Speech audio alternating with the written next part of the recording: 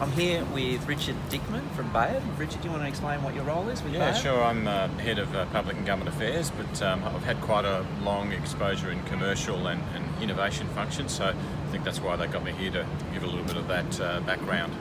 So on innovation, Minister Littleproud yesterday released the EY review into the agricultural innovation system. Now, part of the recommendations in that review are about perhaps looking at reallocation of some of the funding that's gone to R&D into stimulating the innovation system. What's the difference? What's the difference between innovation and R&D, and why are we talking about the need to do this? Yeah, well, Richard, we very much think about innovation as the whole process of actually the inventive process, the development, and then actually the commercialisation process. And I think what's often overlooked is that there's a lot of money needed actually in that process of actually bringing an idea to market, to test it in various environments, and then possibly bringing it to scale. Doing proof of concept stuff and so on.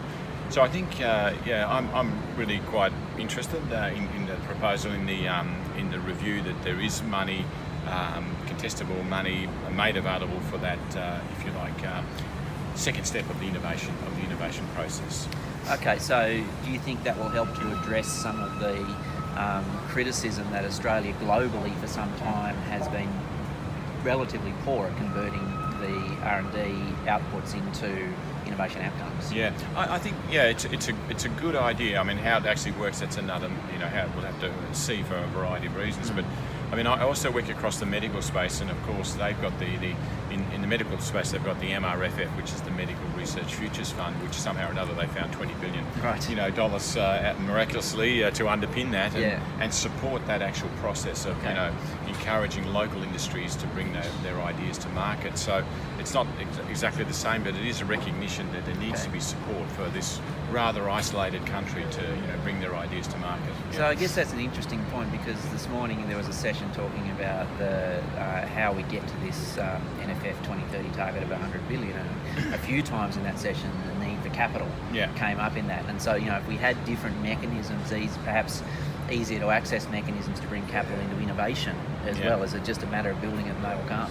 I think there's a lot more to it than that. You need the capital and all of that, but you need the skills and the understanding of what's required to bring those ideas to market. So we've also talked about the cultural change that's needed, like the entrepreneurial approach. And we went back to Evoke Ag. There was a lot of discussion of what's required to rapidly bring an idea to market, and basically to get to $100 million, company.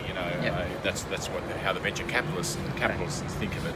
So and that's an appreciation. I think we are in a very research mindset. So we're researching.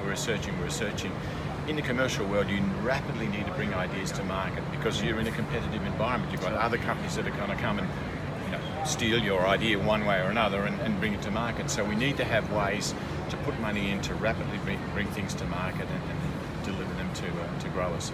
Perfect. All right. Well, I think there's going to be a lot of things happening in this space over the next little while. Yeah. So the discussion has started. Yeah. That's right. Yeah. Look, thanks for your time, Richard. I know you got to go jump on a plane, so I'll let you keep going. Okay. Thanks very much, Richard. Thank you. Okay. Thank you.